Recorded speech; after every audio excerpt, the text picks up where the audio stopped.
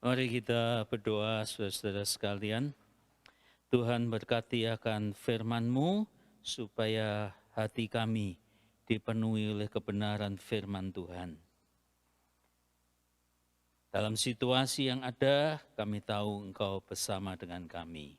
Memberkati akan gereja-gereja-Mu yang di Southern California ini. Masing-masing memberkati hamba-hamba-Mu yang melayani. Persekutuan-persekutuan doa yang ada di rumah pun Tuhan memberkati. Kami berterima kasih Tuhan, dan kami mau hati kami siap untuk mendengarkan firman Tuhan. Dalam nama Tuhan Yesus kami berdoa. Amin. Saudara sekalian, ada 3 ayat yang akan saya bagikan untuk kita semua, yaitu Yosua pasal yang ke-5, Yosua pasal yang ke-5 ayat 13, 14, dan 15. Saya berdoa firman Tuhan ini akan memberkati kita sekalian. Yosua pasal yang ke-5 ayat 13, 14, dan 15. Kalau Anda kalian menghadapi Alkitab masing-masing, handphone masing-masing, silahkan dibuka dan membaca bersama-sama dengan saya.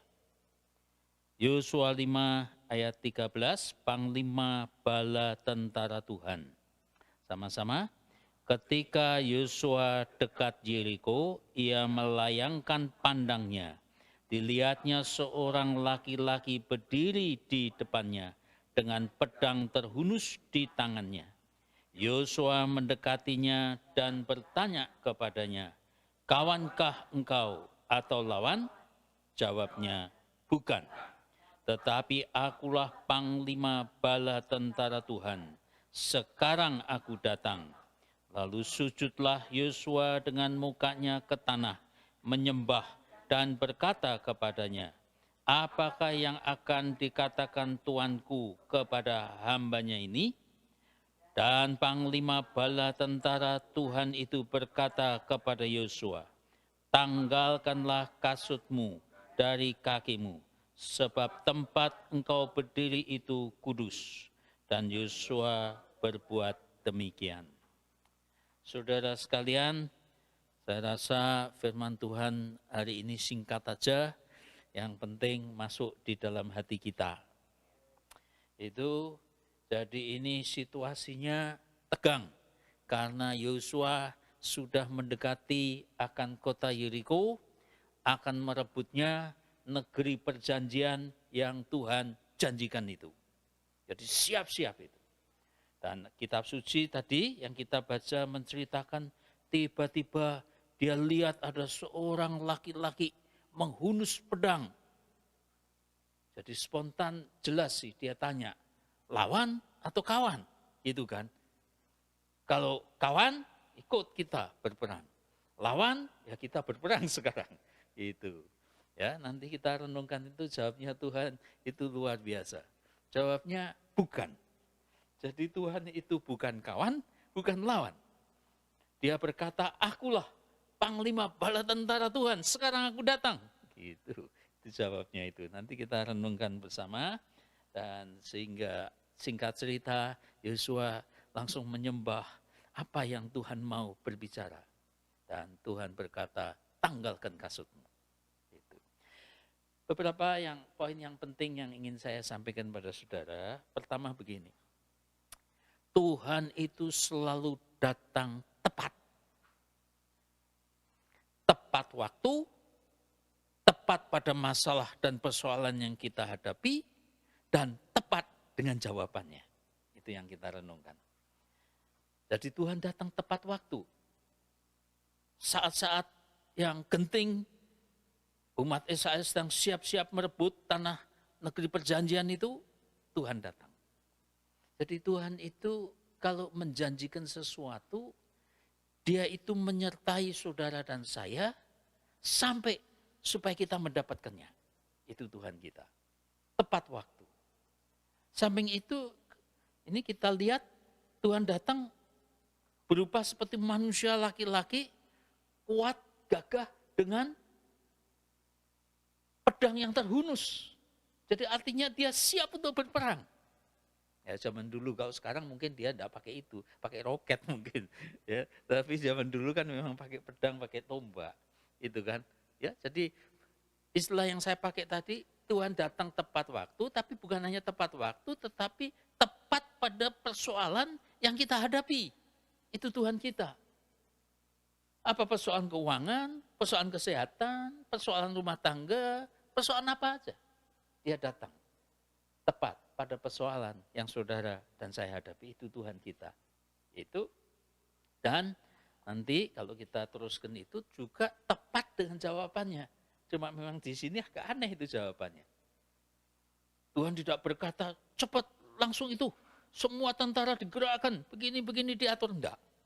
Langkah pertama malah dia hanya berkata, tanggalkan kasutmu. Tempat engkau berdiri itu kudus. Jadi dimulai dengan hati. Hati saudara, hati saya ini disiapkan. Kudus di hadapan Tuhan. Datang pada Tuhan, minta disucikan, supaya kita semua bisa melampaui akan apa yang kita hadapi di dalam kehidupan ini. Semua peperangan mesti dimenangkan lebih dulu di dalam hati kita masing-masing. Itu. Saudara, minggu yang lalu saya ke Done dapat berkat sih, firman Tuhan waktu itu disampaikan sama Pak Yusak. Itu kita kan biasa guyon ini kalau di VLMI. Itu teman kita kalau ditanya, kamu luar biasa. Ya, saya biasa di luar. Itu jawabnya. Jawabnya kan selalu gitu. Saya guyon sama dia juga gitu pada Pak Yusak ini. Luar biasa kamu. Cuma dia memberikan penjelasan dalam khotbahnya. Saudara sekalian, kita ini mesti memang mengakui bahwa kita ini adalah orang-orang yang luar biasa. Bukan biasa di luar, melainkan karena kita punya Tuhan yang luar biasa yang ada di dalam hati kita. Gitu loh. Ya, bukan karena siapa kita, melainkan karena kita punya Tuhan yang luar biasa, dan Tuhan yang luar biasa itu menyertai ada di dalam hati kita. Menghadapi apapun juga kita harus menjadi orang yang luar biasa. Makanya Paulus berkata, aku bisa menanggung segala sesuatu di dalam Dia yang menguatkan aku. I can do all things in Him who strengthen me. Itu kan? Ya, itu. Jadi saya ini dulu punya staff itu buat saya luar biasa juga. Satu hari dia itu dimarahi sama dukun karena beberapa anggotanya dukun itu percaya Yesus dibaptis, jadi marah dukunnya. Masih muda dukunnya itu. Dari sana, daerah Kudus, Pati sana. Itu langsung dia ditantang. Itu di depan murid-muridnya itu. Kita beradu. Dia punya kuasa ini, dukun ini. Dukun ini, ya, saya diceritakan bahwa dia ini kuasanya minimal 2. Yang pertama dia itu kalau manjat pohon, manjat apa itu bisa seperti cecak. Tangan kakinya merekat.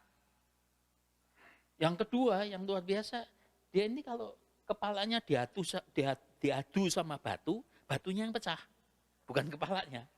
Itu. Lalu ditantang ini, teman saya kan, ya kita kan di sekolah pendeta kan nggak pernah diajari gitu kan. Jadi ngomong apa ini? Itu batunya yang pecah. Kalau kita diadu dengan batu besar kan kepala kita yang pecah. Itu loh. Jadi dia berdoa, Tuhan jawabnya gimana ini? Dia ingat ayat itu. Yang di dalam kamu, roh yang di dalam kamu, itu lebih besar daripada yang ada yang di luar. Jadi kita ini punya roh Tuhan yang lebih besar daripada segala yang kita hadapi di depan. Itu. Jadi ini staf saya ngomong gini, ya sudah kalau mau dihadu, dihadu. Itu kumpulkan segala kuasamu, masukkan dalam diriku. Gitu. Jadi langsung dukunnya ini mungkin membaca mantranya dan sebagainya, kekuatannya semua diserangkan pada teman saya ini. Tapi begitu diserangkan, dia yang jatuh dan muntah darah. Sebab roh yang di dalam kita itu lebih besar daripada semua yang ada di luar kita. Jadi saudara sekalian, dalam situasi ini sih waspada, tetap kita harus waspada. jangan salaman dengan orang, jangan apa semua, di toko juga jauh-jauh dengan orang, siapa tahu dia bawa virus itu, tetapi kita tidak pernah boleh takut. Ya, sebab dia Tuhan menyertai kita. Jangan lupa, dia tepat waktu, dia tepat pada masalah kita, dan dia memberikan jawaban yang tepat juga di dalam kehidupan kita. Yang penting, marilah kita berjalan dengan Tuhan secara akrab. Keakraban berjalan bersama Tuhan itu sebenarnya, kecuali soal keselamatan ya, itu adalah segala-galanya. Ya, kita harus berjalan dan undang Tuhan menjadi sahabat yang akrab di dalam kehidupan saudara dan saya. Ada apa-apa, cari Tuhan. Minta tolong hamba-hamba Tuhan untuk mendoakan, komunikasi dengan baik. Sehingga Tuhan akan melepaskan kita dari semua yang kita hadapi dalam hidup ini. Itu ada satu anak muda, saya baca satu artikel itu, dia sedang menghadapi banyak masalah dalam hidupnya. Gitu. Lalu ini bagus sekali, ini ilustrasinya bagus sih. Ya, waktu ditanya itu apa yang dia kerjakan, dia hanya ambil itu, ada air di godok mendidih itu 3 tempat gitu.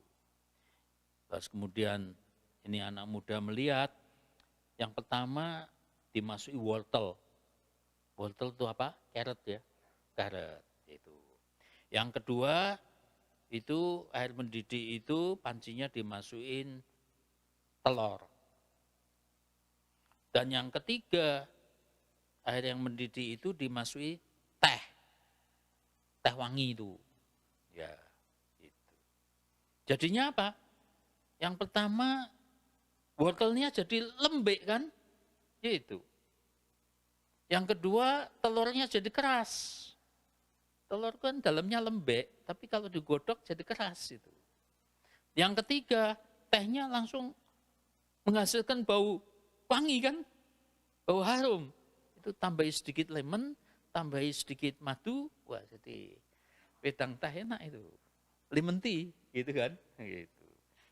Lalu dia bilang pada teman muda ini, itu hidup kita. Kadang-kadang kalau air mendidih itu sesuatu yang kita hadapi, kalau kita ini meresponi seperti wortel, seperti carrot gitu, jadi lembek, jadi mengeluh, berkeluh kesah. Kita langsung istilahnya apa? Mengasihani diri sendiri, self pity. Itu wortel, jangan begitu. Atau kadang-kadang kalau kita menghadapi karena air mendidihnya begitu panas, begitu berat kita hadapi, langsung hati kita jadi keras. Memberontak, sudah nggak usah Tuhan-Tuhanan, nggak usah gereja-gerejaan. Itu hati yang menjadi keras itu. Kita tentu jangan begitu. Yang ketiga yang terbaik, kita seperti teh itu. Kita malah masuk di dalam persoalan itu dengan menghadapi dengan baik, berbaur di dalamnya, sampai kita bisa mengubah air mendidih biasa itu menjadi teh wangi. Ya, tadi saya usulkan tambahin sedikit lemon sama honey, jadi madu, ya, itu jadi minuman yang lemon tea yang menyegarkan kita. Dalam hidup kita juga sama seperti itu. Persoalan bisa datang, yang jahat kepada orang jahat, yang jahat juga bisa kepada orang baik, tetapi hasilnya beda. Kalau kita datang berjalan bersama dengan Tuhan, hasilnya akan berbeda. Kita akan menghasilkan sesuatu yang harum, sesuatu yang berguna, sehingga nama Tuhan dipermuliakan. Itulah, itu kurang lebih firman Tuhan yang singkat ini saya sampaikan kepada saudara sekalian. Nanti sebentar kita berdoa ya, kita naikkan beberapa doa syafaat, jelas kita mau berdoa untuk coronavirus ini, Tuhan kasih mercy pada manusia, kita ikut mendoakan. Saya malah mendengar kemarin, ya baru baca di email itu, 2 hamba Tuhan kita di Indonesia sudah dikasih tahu tahun lalu. Ya, satu dari JKI, satu dari non JKI, bahwa nanti akan pada tahun 2020 akan ada wabah seperti flu yang secara global itu, dan mereka mendoakan. Jadi tidak hanya sekarang, sudah sekian bulan mereka mendoakan supaya kita semua bisa mengatasi dengan baik.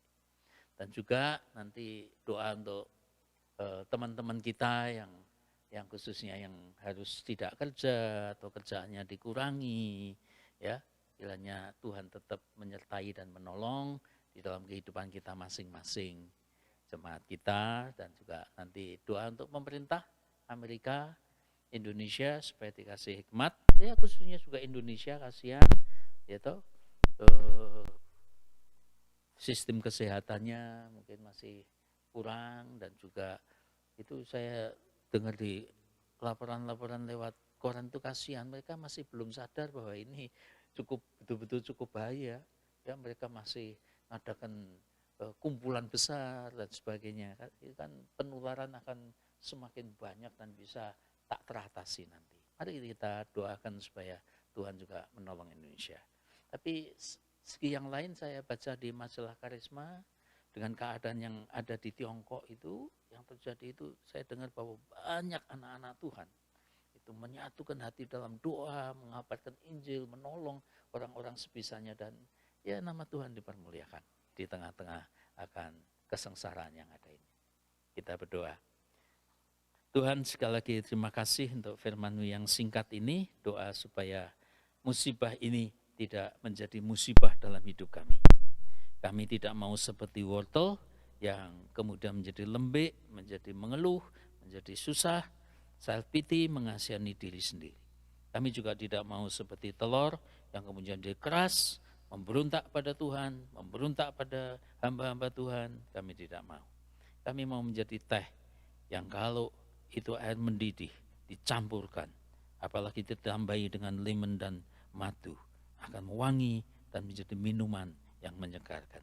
Kami berdoa untuk semua kami di rumah masing-masing, dalam keluarga masing-masing, menjadi teh yang wangi untuk memberkati yang di lingkungan kami. Terima kasih ya Tuhan, dalam nama Tuhan kami Yesus Kristus, kami sudah berdoa dan mengucap syukur. Amin.